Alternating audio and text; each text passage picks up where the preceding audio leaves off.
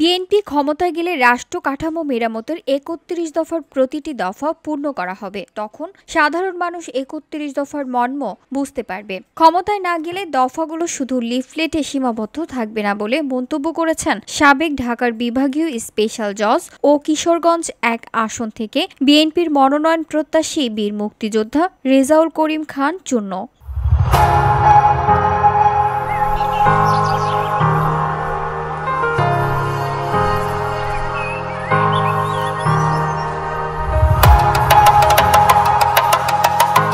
শুক্রবার রাতে Kishoreganj railway station এলাকায় রেজাউল করিম খান চুন্নুর সমর্থনে আয়োজিত জনসভায় প্রধান অতিথি হিসেবে বক্তব্যে তিনি এসব কথা বলেন। পুলিশ প্রশাসনকে উদ্দেশ্য করে বলেন, আপনারা এখন স্বৈরাচার সরকারের পুলিশ বাহিনী নন, মানবিক পুলিশ। তাই জনগণের সাথে সম্মানের সহিত ব্যবহার করবেন।